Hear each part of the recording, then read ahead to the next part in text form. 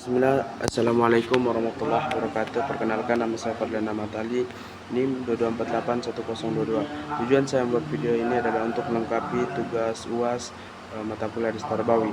Baiklah, pada saat ini saya akan membahas tentang hadis evaluasi yang berbunyi an Abi Hurairah radhiyallahu anhu qala Rasulullah sallallahu alaihi wasallam man atadrisuna manil mufsid, yang artinya tahukah kalian siapa itu orang bangkrut. Ini penjelasannya. Hadis ini adalah menjelaskan bagaimana Rasulullah SAW memberikan pertanyaan kepada para sahabat untuk menggali pemahaman para sahabatnya. Para sahabat menjawab, orang yang bangkrut adalah orang yang tidak memiliki harta. Kemudian Rasulullah SAW menjelaskan bahwa orang yang bangkrut itu adalah orang yang memiliki banyak amal saleh atau amal ibadah, tetapi habis karena ia menzalim orang lain. Jadi hadis ini menjelaskan bahwa Rasulullah SAW menjadikan tanya jawab sebagai alat evaluasi untuk kepada para sahabatnya untuk menggali dan pemahaman para sahabatnya. Kemudian hadis yang kedua tentang hadis tentang etika terhadap guru yang berbunyi an Rasulullah SAW laisa min ummati man lam yujillu kabirana wa yarham saghirana wa ya'raf li'alina li'ali li' wa ya'raf fiha li'ina haqqa. Artinya bukan termasuk golongan kami orang-orang yang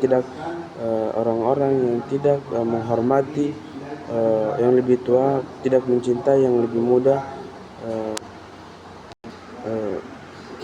tidak termasuk golongan kami orang-orang yang tidak mencintai yang lebih tua, tidak menghormati yang lebih tua, tidak mencintai yang lebih muda, dan memuliakan orang yang berilmu di antara kami. Dari hadis ini penjelasannya adalah bahwa seorang muslim harus bisa menempatkan dirinya untuk menghormati yang lebih tua, menyayangi yang lebih muda, dan memuliakan orang yang berilmu. Ini adalah merupakan akhlak yang harus dimiliki oleh setiap muslim. Kemudian hadis yang kewajiban terhadap orang tua. Anin Nabi sallallahu alaihi wasallam qala as-sam'u wa ta'atu alal mar'il muslim fiha ahabba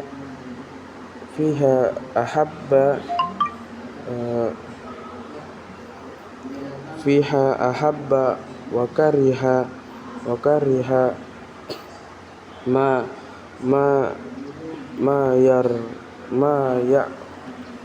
ma ya'mur bima'siyati fa iza umiru bima'siyati fala sam'a wala ta'ah, yang artinya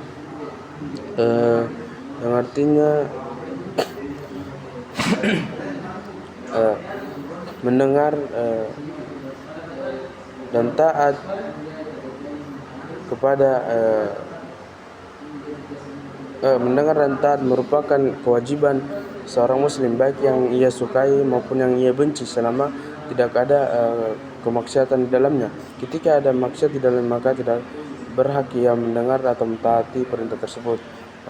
Kemudian penjelasannya, dalam hadis ini menjelaskan bahwa mendengar dan taat merupakan kewajiban seorang anak kepada kedua orang tuanya, selama tidak ada perintah kemaksiatan, karena tolak ukurnya adalah maksiat. Apabila ada perintah kemaksiatan yang melanggar perintah Allah, maka anak tersebut tidak boleh dia mendengar perintah tersebut, tetapi menolak perintah tersebut dengan cara yang sopan santun, lemah lembut, dan tetap menjaga tali kekeluargaan.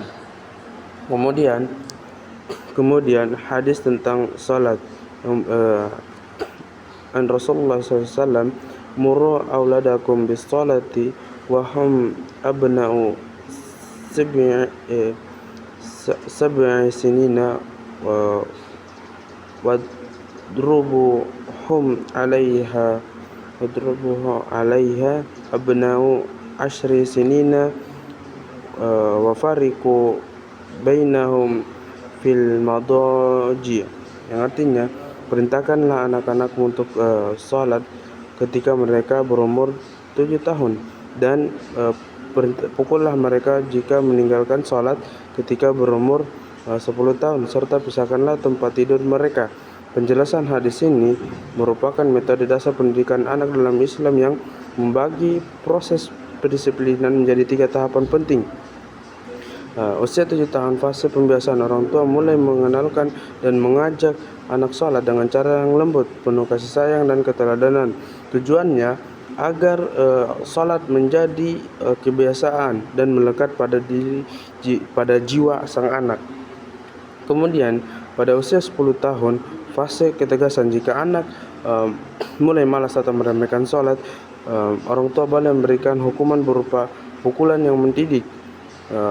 Pukulan ini tidak boleh melukai, tidak boleh di wajah, dan murni untuk memberikan efek jera agar anak paham bahwa salat adalah perkara yang penting.